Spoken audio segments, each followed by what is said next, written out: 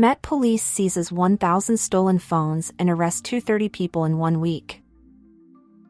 The Met Police has stepped up its efforts to clamp down on phone thieves, seizing 1,000 stolen mobiles and arresting 230 people in 1 week.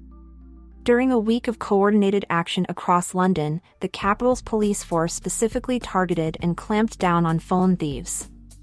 This included action in hotspot areas, like the West End and Westminster, where nearly 40% of thefts occur, it said. The Met Police described it as a $62 million a year trade that saw stolen phones resold abroad and in the UK.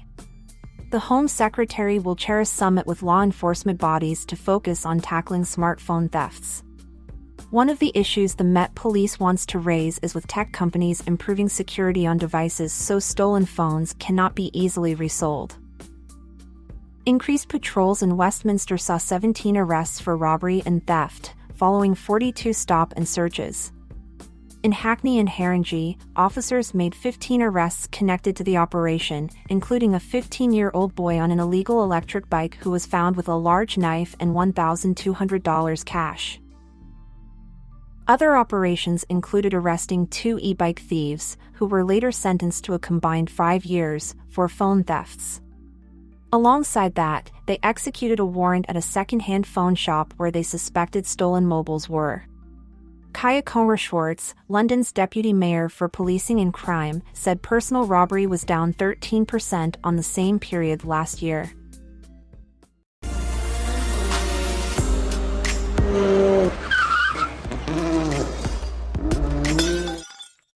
Badger admiring a Banksy scoops wildlife photographer People's Choice Award. Members of the public were asked to vote on their favorite of 25 shortlisted pictures for the People's Choice Award of the Wildlife Photographer of the Year prize. British photographer Ian Wood is this year's winner with his snap No Access showing a badger glancing at a Banksy graffiti version of itself on a wall in St. Leonards-on-Sea. The picture was described by the Natural History Museum (NHM) as an ambling Eurasian badger, illuminated by a streetlight, appears to glance up at badger graffiti on a quiet road in England, UK. Dr. Douglas Gurr, the museum's director, said Ian's flawlessly timed image offers a unique glimpse of nature's interaction with the human world, underscoring the importance of understanding urban wildlife. An ambling Eurasian badger, lava coming from a Chilean volcano, an owl flying out of a barn, a stoat blending into the snow, and a prickled honey badger all made the top 5 for a prestigious Natural History Museum award. 4 other pictures were highly commended, including Francisco Negroni's Earth and Sky. The NHM said, a double lenticular cloud is illuminated at nightfall by the lava emitted from the Villarrica volcano, Chile. Other highly commended pictures included Edge of Night by Jess Findlay, from Canada. A ghostly barn owl exits the hayloft window of a derelict barn to hunt in fields outside Vancouver, Canada, the NHM said.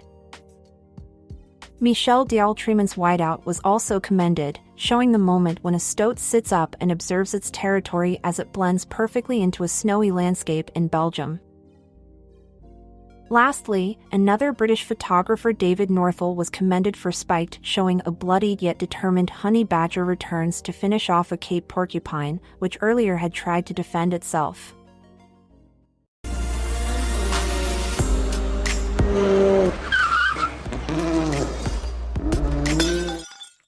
Manhunt after shooting at Brussels underground station. Belgian police have launched a manhunt after a shooting near an underground station in the capital. Nobody was injured in the shooting, which happened outside Clemenceau metro station in Brussels at about 6 a.m. local time on Wednesday. Clemenceau, Trône and Gare de l'Ouest underground stations were closed to the public while police searched for the perpetrators in the tunnels of the city's metro system, the Brussels Times reported. CCTV footage showed 2 people walking into the station and opening fire, according to the Reuters news agency. It said it could not immediately verify the images. The suspects fled in the direction of the metro station and may still be in the tunnel between the Clemenceau and Midi stations. The Brussels Midi Police and the Federal Railway Police are searching the area. No one was injured in the shooting, a police spokesperson told Belga news agency. The suspects had aimed at a person but missed, Belgian broadcaster VRT reported. Belgian prosecutors said the incident was not being considered a terror attack. In a statement, the public prosecutor's office in Brussels said a forensics team was deployed to the scene of the shooting, including a ballistics expert. Several shell casings were found on site. A major search operation was carried out, as video surveillance footage showed two suspects fleeing into the metro tunnels. No one has been arrested, but the investigation is continuing. At this stage, there is no indication of a terrorist motive for this shooting, it said. Clemenceau metro station is located near Brussels Midi station, the arrival point for Eurostar trains from London and Paris. Images showed emergency services including firearms officers, paramedics and firefighters at the scene, and a police cordon in place. Several tram and metro services have also been suspended on the heavily used public transport system. Media reports suggested the shooting may have been drug-related.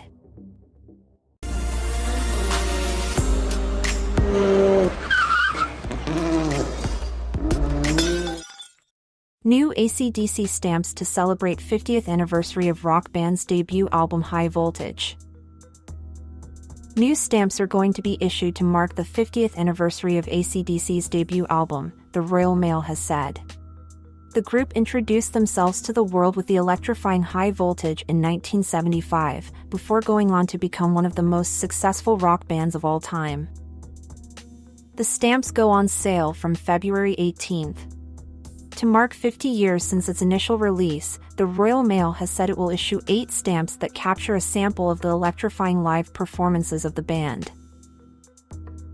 A further 4 stamps presented in a miniature sheet will feature the covers of High Voltage as well as Highway to Hell, their 6th studio album released in 1979, Back in Black, the best-selling rock album of all time, and Power Up, the band's return in 2020. AC/DC will become the 8th music band to feature in a dedicated Royal Mail stamp issue. They will follow on from the Beatles in 2007, Pink Floyd in 2016, Queen in 2020, the Rolling Stones in 2022, Iron Maiden in 2023, Spice Girls in 2024, and The Who also in 2024. David Gold, Royal Mail's Director of External Affairs and Policy, said AC/DC is one of the most successful rock bands in the world. Over the past half-century, they have recorded some of the best-known rock anthems and have given us Back in Black, the biggest-selling rock album of all time. These stamps capture a sample of their electrifying live performances, along with some of their most iconic album covers, and celebrate their significant contribution to the world of rock music.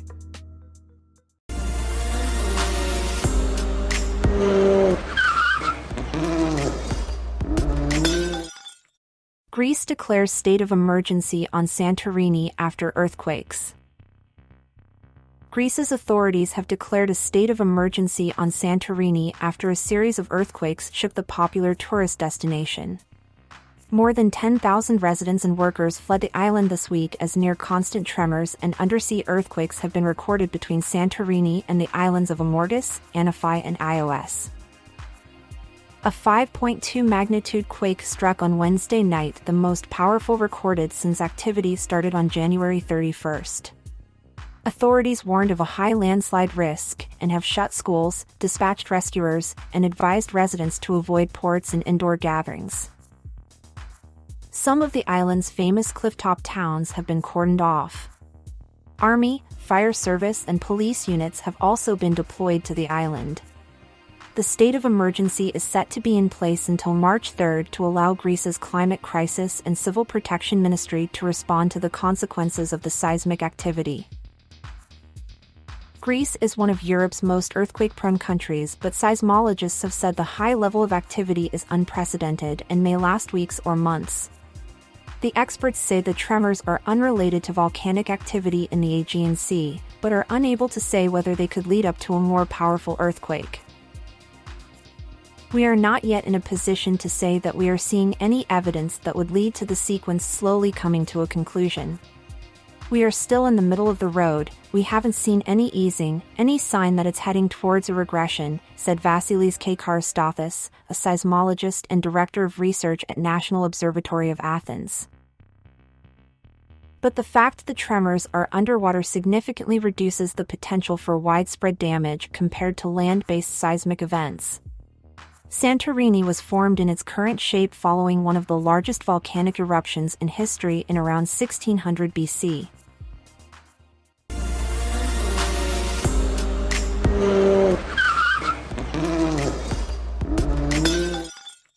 Ancient scrolls near Pompeii were preserved but unreadable. Are they now revealing their secrets?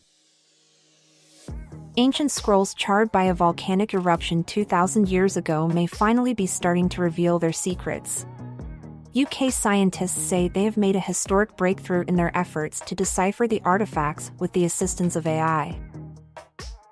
Hundreds of papyrus scrolls were found in the 1750s in the remains of a lavish villa at the Roman town of Herculaneum, which along with nearby Pompeii was destroyed when Mount Vesuvius erupted in 79 AD.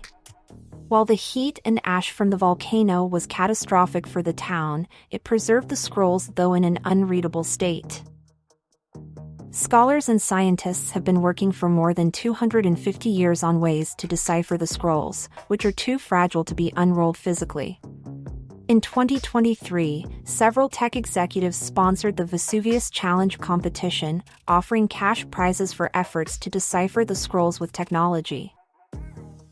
On Wednesday, the challenge announced a historic breakthrough, saying researchers had managed to generate the first image of the inside of one of the 3 scrolls held at Oxford University's Bodleian Library. University of Kentucky computer scientist Brent Seals, co-founder of the challenge, said the organizers were thrilled with the successful imaging of this scroll, saying it contains more recoverable text than we have ever seen in a scanned Herculaneum scroll. The scroll was scanned by Diamond Light Source, a lab in Harwell, near Oxford, by using a particle accelerator known as a synchrotron to create an intensely powerful X-ray. AI was then used to piece together the images, searching for ink that reveals where writing is located. A 3D image of the scroll can then be formulated that allows experts to unroll it virtually. Little of the text has been deciphered so far. One of the few words that has been made out is the ancient Greek for disgust. Peter Toth, a curator at the Bodleian Library, said, "We need better images, and they are very positive and very, very confident that they can still improve the image quality and the legibility of the text." And then don't forget that there is like 1,000 more scrolls in Naples.